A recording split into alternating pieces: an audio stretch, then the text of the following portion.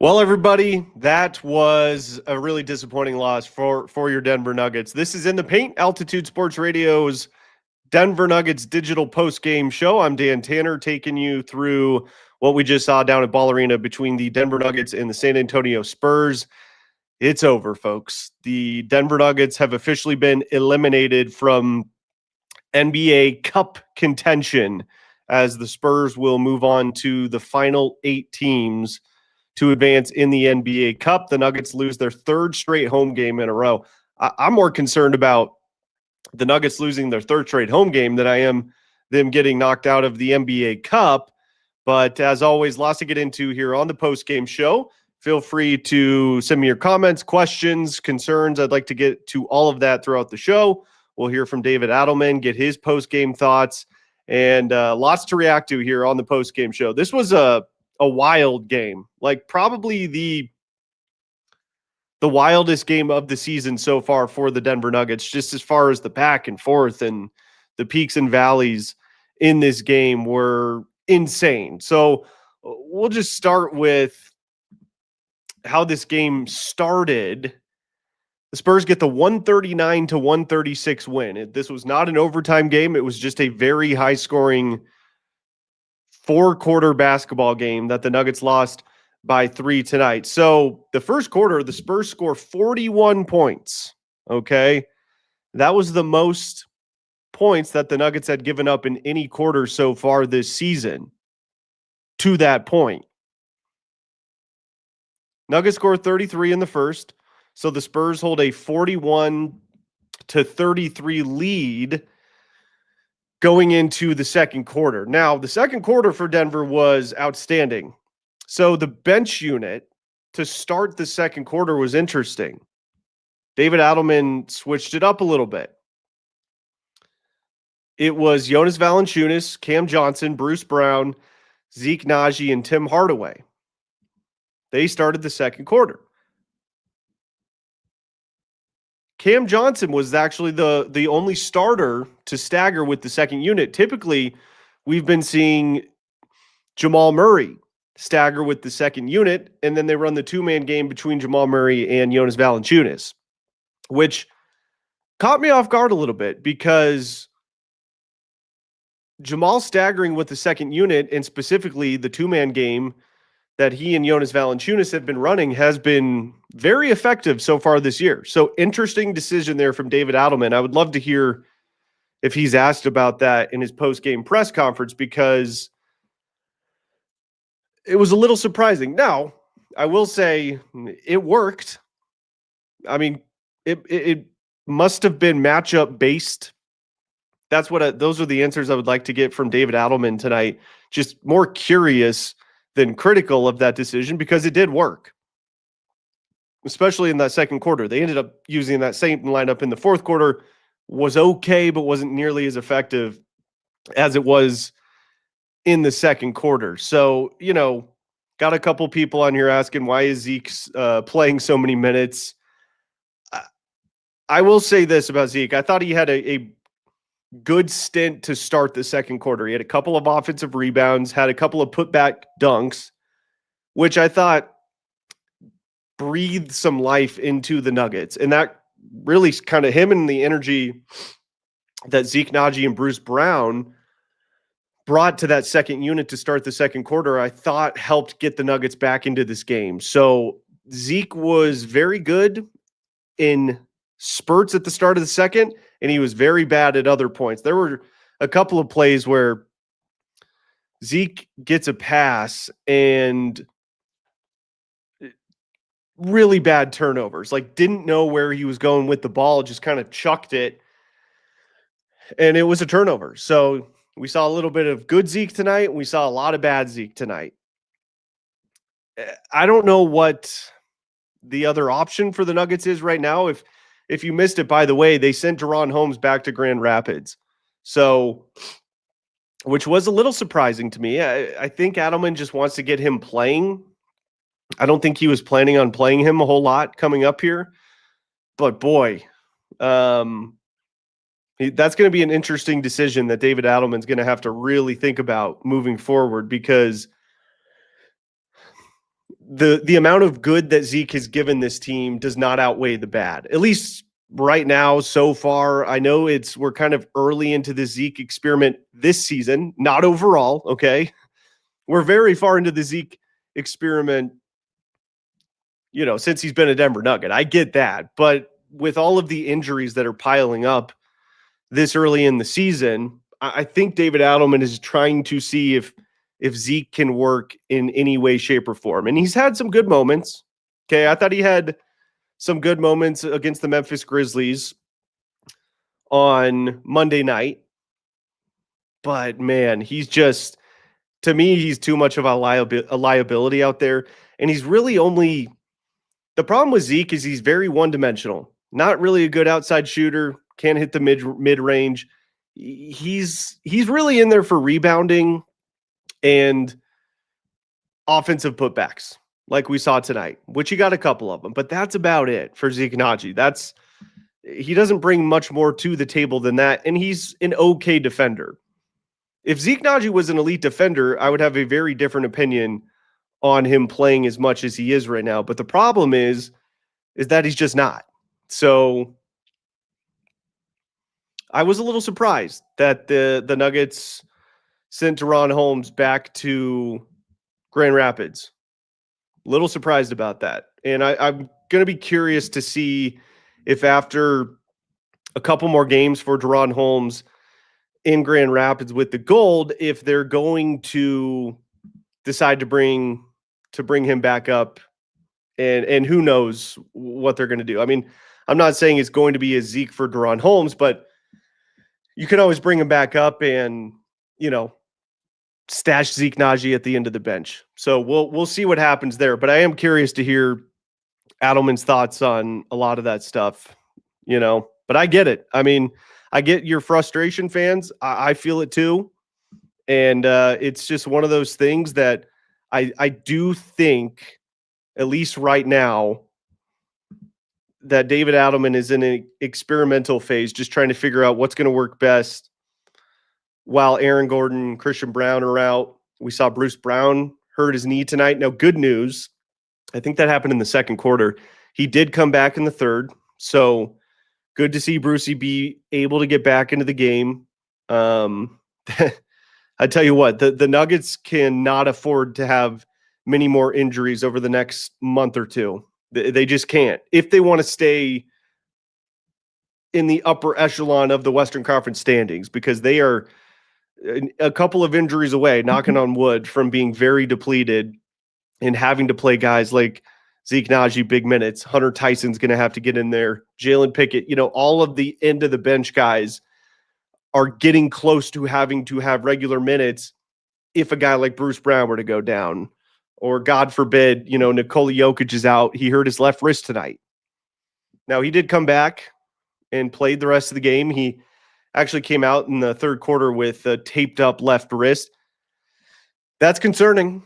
I mean, Joker's had wrist problems over the last couple of years. Now, the good news, for at least somewhat good news about it is his non-shooting wrist. So, I mean, I'll take that over his right wrist, which he has had issues with in the past, but he did have that left wrist taped up. So we'll see what sort of effects that has with Nikola Jokic. I thought he looked pretty hesitant tonight, and I was really curious if that was due to his wrist hurting him. And how, I mean, he looked like he was in a lot of pain.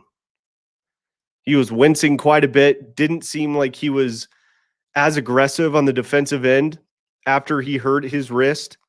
Didn't seem like he was as aggressive as he normally would be rebounding the basketball. And they play tomorrow night in Phoenix. Like, I'll just say this, I would not be shocked at all if Nikola Jokic doesn't even make the trip to Phoenix. Now, I'm not saying he won't, but I wouldn't be shocked if he didn't. And I would make the argument that he shouldn't, because you want to try to get that wrist healed up as much as possible. They are going to need Nikola Jokic in that two-man game between he and Jamal Murray over the next couple of months to really step it up and will this team to wins like they've done so many times in the past with all of the injuries that have piled up early on in the season. So I don't know. It was just a really weird game tonight. A lot of concerning things happening. The Joker wrist, the Bruce Brown injury, too many turnovers, too many fouls. The Spurs got to the line way too much tonight. In fact, what did they end up from the free throw line? The Spurs were 30 of 32 shooting from the line tonight. Yeah, 94% on 32 free throw attempts for the Spurs. Now, the Nuggets didn't have a terrible night at the line. They were 24 of 30 for 80%. But the Nuggets on the season, I think they were 84% coming into this game. So shooting a little bit below their average. Just one of those games, again, where turnovers killed this team. They had 16 turnovers. The Spurs had 8.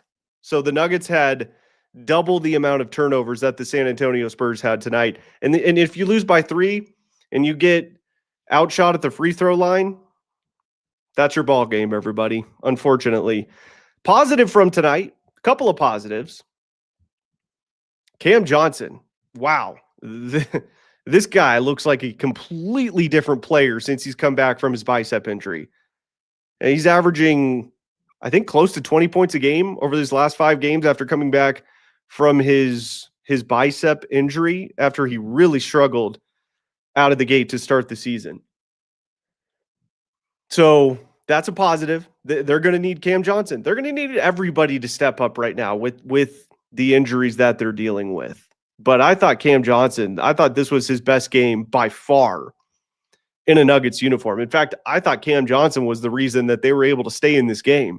Obviously, Tim Hardaway hit a couple of back-to-back threes there in the fourth quarter when the Nuggets were down, and it put them back in the lead. Those were a couple of huge buckets as well. But I thought Cam Johnson was tremendous tonight. He was drilling those corner threes. He had 0 points in the first quarter, but then he had 13 points in the second quarter, mostly with that second unit. So it was really good to see him not only play well with the second unit, just cohesively play well with that second unit. Like, it looked good. The offense looked like they had a game plan, but he was producing with that second unit. And that was fantastic to see. This is the version of Cam Johnson that I think a lot of Nuggets fans were and should have been expecting when the Nuggets acquired him from the Brooklyn Nets over the offseason. So that was great to see. Jamal Murray, I thought he was awesome again tonight. There was a really cool moment in the third quarter where Jamal Murray and Devin Vassell were just trading three-pointers and talking trash to each other.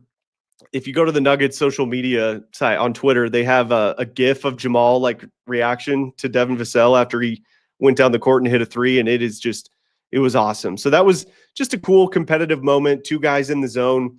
Devin Vassell, holy cow, that guy was just lights out tonight for the San Antonio Spurs. I think he was 7 of 9 from 3. He was 7 of 9 from 3, 12 of 17 overall, and 35 points for Devin Vassell. He was tremendous. Scott was talking about this on the broadcast. The Nuggets just continued to have the same defensive glitch where they weren't switching to the guy, the open 3 in the corner. And it was mostly Devin Vassell that was wide open, and he just kept knocking him down. So that's got to be an area in the film room that David Adelman and the defensive coaches on the staff have to really hammer this home with the Nuggets defense. This was by far the Nuggets' worst defensive performance of the season. I mean, they have been a tremendous defensive team to start the year, and they just got their asses kicked tonight through and through. Now, it was weird because the Spurs scored 41 points in the first quarter, and you're like, okay, that's got to be a blip on the radar. Most points the Nuggets have given up in any quarter this season. By the way, we haven't even talked about the Spurs don't have Victor Wembanyama. No Wemby. They don't have their best player. And they just looked like a force on the offensive end. But so the Spurs score 41 points in the first quarter. Then the Nuggets hold them to 18 points in the second. And the Nuggets scored 41 in the second quarter. They had a 15-point lead at halftime, everyone. The Nuggets had a 15-point lead at halftime after being down 41-33 at the end of the first quarter. So they had all the momentum heading into the second half of this basketball game. And in the third quarter, this was probably the most surprising quarter for me of the game, because the Nuggets have been the best third quarter team in basketball as far as point differential in the third quarter so far this season. They got outscored 44-30. So their two highest quarters, points-wise, they've given up this year, both came in tonight's game, in the first quarter and the third quarter. Now, if they could have done what they did in the second quarter, in the fourth, where they limit the Spurs to 18 points, shoot, I'll even say if they limit them to, 25 points, 30 points, they win this game. The offense wasn't the problem tonight. This was a turnover loss, defensive loss, free throw at the line loss, points off of turnovers loss. I mean, all of that stuff is the reason the Nuggets lost this basketball game. And I will say one more thing. I kind of mentioned this earlier, but man, Nikola's got to be in these types of games. You could feel where this game was heading as we got to about the midway point of the third quarter.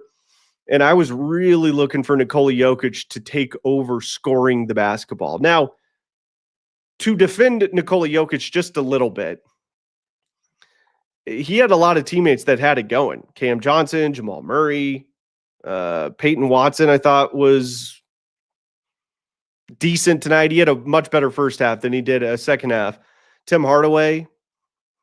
But in the third quarter, about midway through, I was sitting there like, man, Joker's got to start, inserting himself on the offensive end as far as scoring the basketball. And it's just, I really got to wonder if his wrist was bugging him, and that was what was preventing him from really taking over this game. Like, that's the thing that I could not stop thinking about in the third, when Joker was not being the aggressive Nikola Jokic that we're used to seeing in games like this, where you can feel that he's got to take over. It felt like at points he was like trying to, but he just couldn't get there. And I've got to wonder if the wrist injury he suffered in the second quarter had any sort of effect on that. And that will be something worth monitoring. Again, I mean, I don't want to be the bearer of bad news here, but these are issues that Nikola Jokic has been dealing with for a couple of years now. These seem to pop up. These wrist injuries seem to pop up a couple times a season. Joker's one of those players that, like, I've always talked about this in the past. I'm not worried too much. I'm always worried about injuries for any player in any sport. But I will say, like, for a guy like Nikola Jokic versus a super athletic, jump out of the gym type athlete that is just putting so much pressure on their knees and body and ankles and all that because of the jumping they do and how fast they run, I don't think that's as big of a concern. But the wrist stuff, it's just one of those weird things that he has an issue with. So that's going to be something to definitely keep an eye on moving forward. Okay, but as we wait for David Adelman here, I would like to get to some of your comments, see what you have to say about the game. Okay, I think my camera went out there for a second, but it should be back up. Okay, I want to read some of your comments here as we wait for David Adelman's post-game press conference. Let's see. Dante says they really missed Aaron Gordon tonight.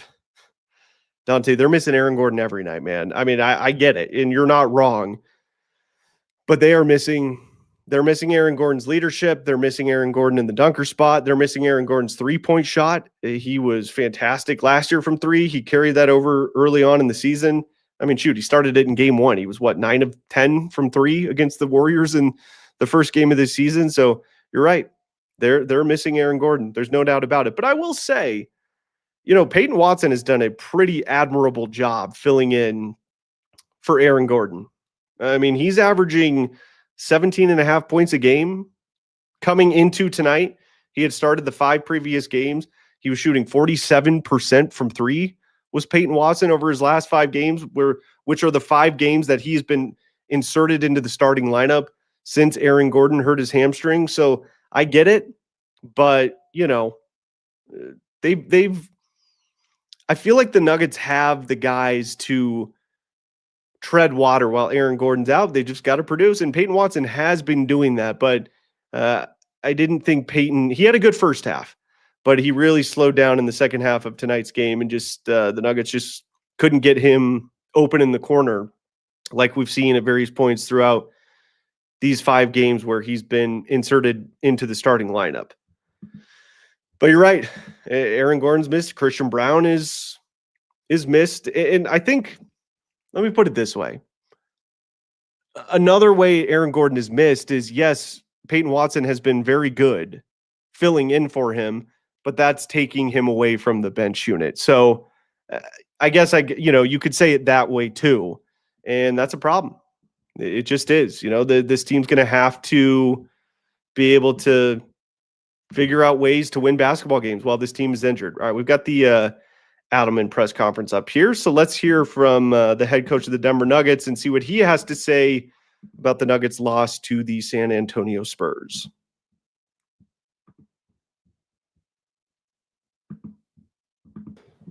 Coach, what happened defensively? Yeah, they just moved the ball really well against us. The second quarter, I thought we sat down and guarded. I thought we were really physical in that quarter. I thought the other 3, we just played a pickup game with them. So when you score 136 points and lose, that's an issue. So we've got to shore some things up. We've got to compete better on that end. And I have to rotate guys through to find the right 5 that'll compete defensively, because I know we're going to score. And we score a ton all the time. Then on top of that, what doesn't help your defense is 17 turnovers for 30 points. So you couple a struggling night on, defensively and as of late with terrible ball security, and that leads to them coming back and beating us. Some of your wins this year, professional wins, was an unprofessional loss. I would say that our focus was in and out throughout the night defensively. When a team scores 85 points in 2 quarters, and that's not even what they scored, 36 in the fourth, that's an issue. So yeah, I just felt like everything we had, it seemed like, was in the second quarter when we played basketball on both ends, and then the rest of the game was just getting up and down. And I know we had the lead. They came back. We took the lead again. Looked like we were in control. But that's not how you win games. Once you get the lead back, you have to button down and guard, and we didn't do that. They were able to gas you with some threes. What's kind of the balance just with shrinking against helping off with guys when they're hitting? Yeah, I thought actually it was their rollers. The rollers got behind, and that led to kick out spray threes with De'Aaron getting downhill, guys trying to help on the roller on the rim. So I just thought the point of attack defensively, we just lost the screening game. They hit us over and over and over. We have to understand that in this league, you have to fight through that stuff. If that means you take some fouls while they're trying to get through middle pick and rolls or step ups, you got to do that. So I thought the zone was effective at certain points, especially in the second quarter. We could have gone back to that more possibly, but it seemed like we kept coming back. We get 2 or 3 stops in a row, and then our defense would disappear for minutes at a time. That's going to lose you games. You're close with Tim Hardaway instead of Spencer. If you initially had Spencer, bring back in another offensive guy. Just what went into that decision? Just Tim getting hot at the real time. Yeah, and I just thought the way they guarded us with the cross match, eventually they just flat out just didn't leave Nicola's body, and that led to Cam getting really good looks and Tim getting some looks. With Cam getting 28 and then Tim being in that other corner, I just felt like, between the two guys who made 8 threes, that makes the court feel very big with Jamal Murray with the ball. And again, like I could have gone with Spence, but it was everybody tonight. They scored 139 points. So whoever the hell I put out there, they were scoring baskets. So we just got to be better defensively. That lineup at the end is a very good offensive lineup. But again, if you turn the ball over 17 times for 30 points, that's 17 different times you're going to shoot the ball to the rim. So that's going to lose you games. Offense wasn't the issue, but is there any concern with Joker only getting 10 looks against the way they guard him? I mean, if we win the game, I say we scored 136 points the way they guarded him. So it's, I don't think that was the issue. We've talked about how to attack that. He did a great job screening. He created 2-on-1s, 3-on-2s, which led to a lot of the wide open threes and Jamal Murray paint points. That's why Jamal has 37 at the end of the game. I thought we did a better job finding him in the pocket later in the game, which led to more, ball movement because they stepped everybody up to his body. So we'll keep working on it, try to get him, the ball at the nail where he can face up and shoot it. But when teams guard us like that, you have to win as a team. And if they're going to put basically 2 people on him, once you clear his pick, that creates 4-on-3s and 3-on-2s, and other guys have to eat. So again, like I said, 136 and you lose, very disappointing. This different bench look is part of the equation, trying to keep Jamal Murray's minutes and workload down. A little bit, and I just felt like we found something in Memphis. They really play well together. The ball popped. I think when you have neither of your best players out there, it involves Cam more, it involves Jonas more, and those guys, they just kind of played the game together. So I'm not married to anything right now with the injuries. We're going to try different stuff, and I'd like to let Jamal run a little bit further into the first quarter playing with Nikola, which has been good to us offensively. But I thought that second unit to start the second quarter, it wasn't just the way they moved the ball. They played incredible defense, and they played with physicality. And there was an expectation of how you're supposed to play defensively was with that group. So it's good to see them, what they've given us the last couple of games. It seems like some of your defensive mishaps were over rotations on a roll guy or something. Yeah. Deep into the paint. Now there's no way you can get out to 3, and especially last 3 or 4 they've made. And that was all that situation. What's your rule of thumb how you want that to be played, and what do you want to try to look at as far as that goes? Yeah, I mean, the side of 2 is supposed to take care of the roll, and I thought we got sucked in on the single side tags, which is not the way we want to guard it. And we've done a good job of that throughout the season. Tonight, I'll have to watch the tape, but it felt like guys felt urgency that they had to be in more so, and they dinged us with the single side tag, which we have been trying to take away the whole season. I've done a pretty good job of it. And so we just got to be better with the side of 2.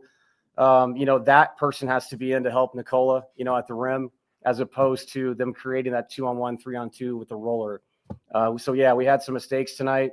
They did a good job moving people around. But I'll say this, on top of all that, we have to get through screens. So whether it's a flare screen, a pick and roll, we have to compete physically better throughout the 48 minutes. Speaking of the single side tags, you guys got Cam a couple of threes, just having him as on that single side.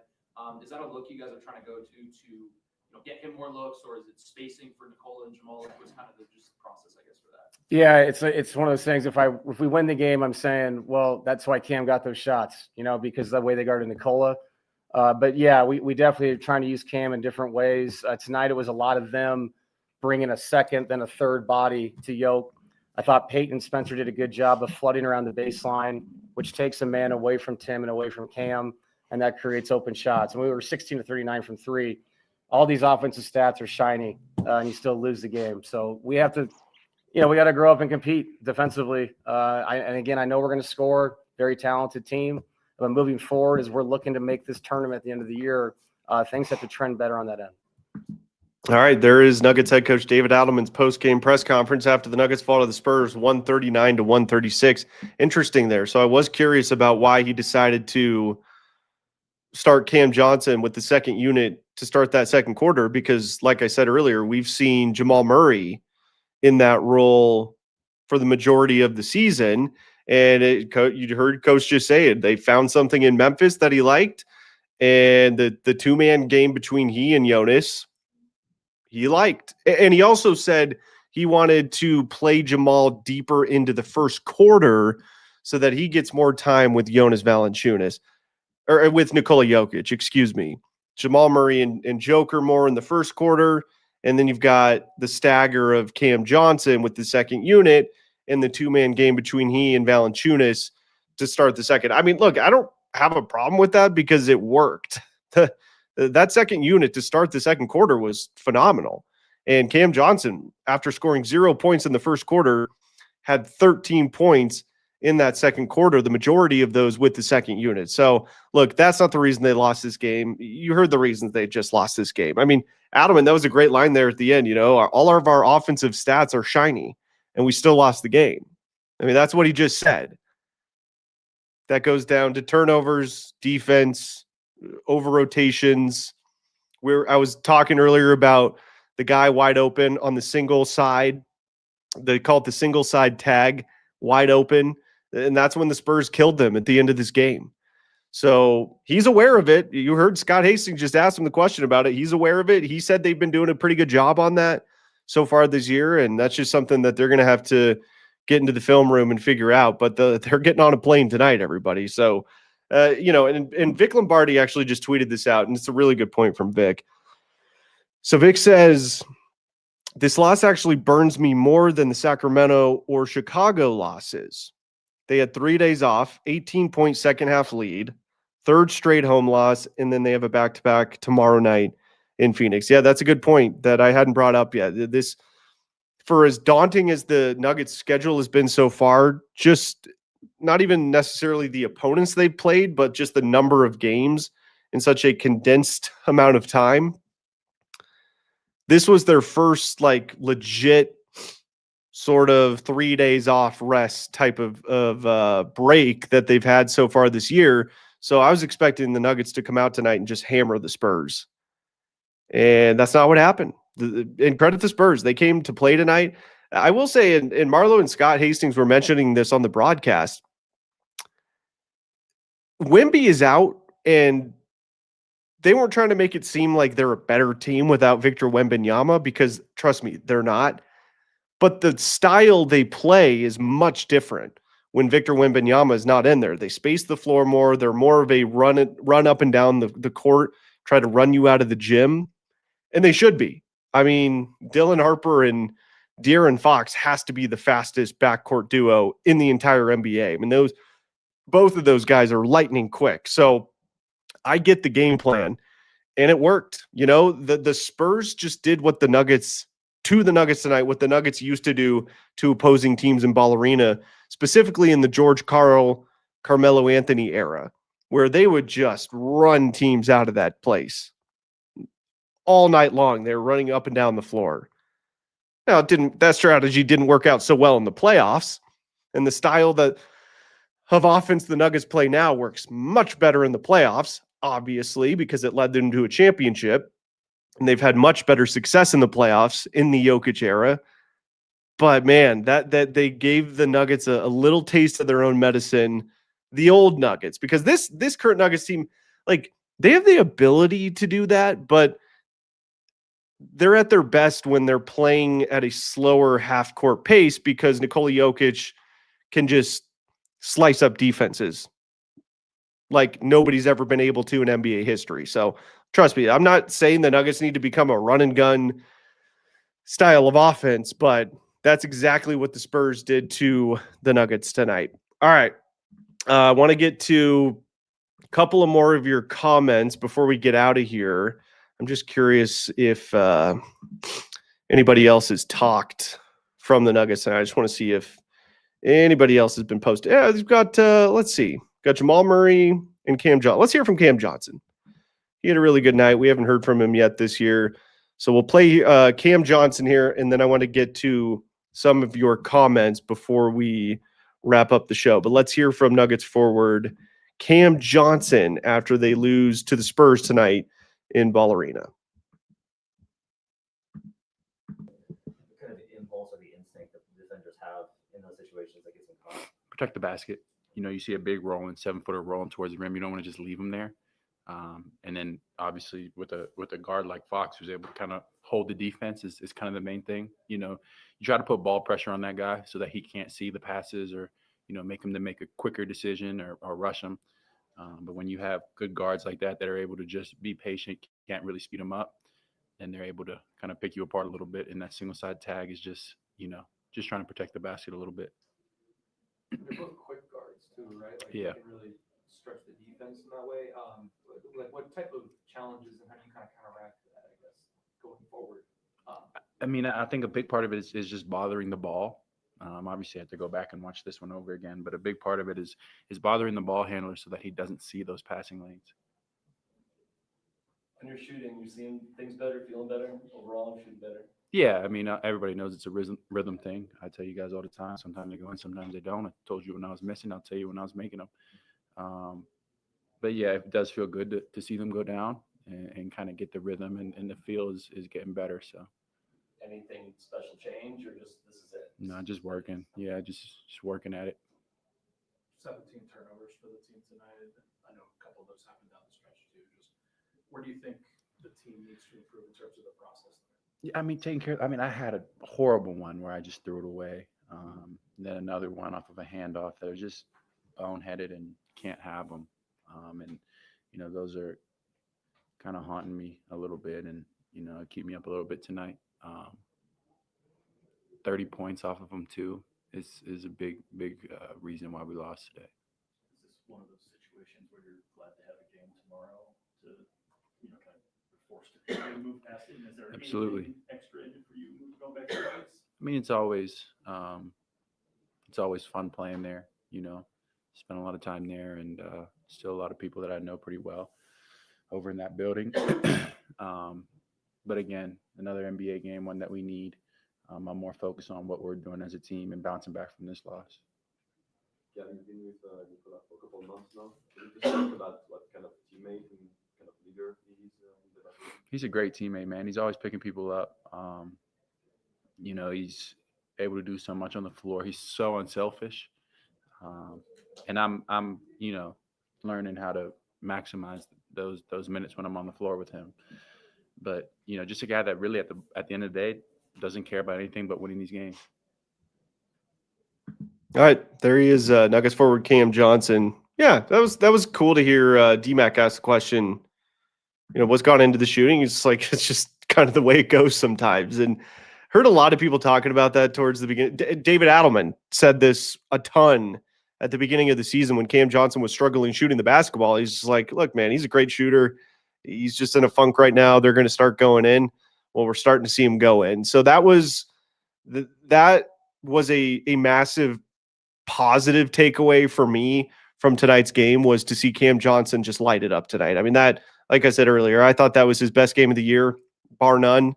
And if they can get this version of Cam Johnson they've gotten since he's come back from the bicep injury, that is going to be a huge boost for this Nuggets team, especially while they're dealing with all of the injuries that they have going on right now. So good to hear that from Cam. You heard it too. I said it.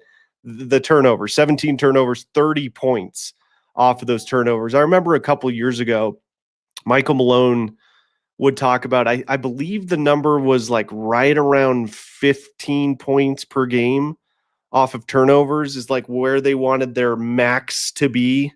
Like if we don't give up more than 15 points a game off of turnovers, we'll take it. That's a win. They give up double that tonight, and they lost the game by 3.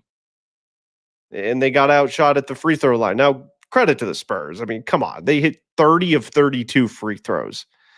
Wow. That was impressive. Also, before we get out of here, I've always said this. I'm not a big blame the ref guy, but there were some very questionable out of bounds calls towards the end of that game, like a couple of them. And unfortunately, Adelman had already used his challenge. I think it was on the Bruce Brown foul, which the explanation on that didn't make any sense either, by the way. They said he tripped him after he ripped the ball. I don't know. It was so confusing. But there were a couple of out of bounds plays towards the end of that game where I'm like, wow, okay.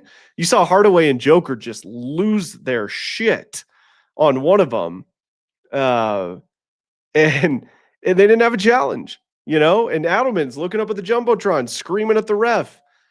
Yeah, that was a sucky way for that to go down in such a tight game where there were so many of those questionable calls, but it's the way she goes, Sometimes you get the benefit of bad calls, and sometimes you get the worst of the bad calls. And tonight, unfortunately, the Nuggets got the worst end of those calls in this game. All right, let's see here. The Nuggets, or this team plays no defense, blows my mind. Well, tonight they didn't. But coming into, I don't know where they're at right now. In fact, I should probably look that up. But I know through the first 15 games of the year, the Nuggets were the second rated defensive team in the entire NBA. So to say they play no defense just isn't true. Now, they didn't tonight. You're not wrong about that. But they have been very good defensively this year. And the numbers will bear that out. I'm just trying to look up where the team defensive numbers are at currently. Now, the Nuggets obviously, they're 4th in defensive rating. Now, I don't know if that's counting tonight's game. If it doesn't, it's going to go down. But still, entering tonight, they're 4th in defensive rating. So to say they're not playing defense, that's just not true. But to your point, their defense was awful tonight. No doubt about it. No doubt about it. Let's see. Yeah, that's my guy, DeJounte. They're a top defensive team in the league. They showed it in the second quarter, but they're missing two of their top defenders on the team. That's a good point also. I mean, Aaron Gordon and Christian Brown are excellent defenders, so you're probably going to see their defense slip here a little bit. But, Peyton Watson gets inserted into the starting lineup. I think Peyton Watson is just as good of a defender as Aaron Gordon is. He's a better shot blocker than Aaron Gordon is. He's the best shot blocker on the team. Now, Aaron Gordon's a better offensive player, no doubt about that. But I think I don't think that's the reason. I just think the Nuggets got blitzed tonight. And I think the Spurs had a game plan that they were not prepared for. So, tough loss for the Nuggets. But the good news is they have a game tomorrow night in Phoenix. They can hopefully get the bad taste out of their mouth in the desert and see if they can salvage this back-to-back here and get a win coming up tomorrow night in Phoenix, Arizona. All right, that's going to do it for the post-game show tonight, everybody. Thanks so much for tuning in. We'll be back coming up tomorrow night to react to Nuggets and Suns on In the Paint right here on Altitude Sports Radio.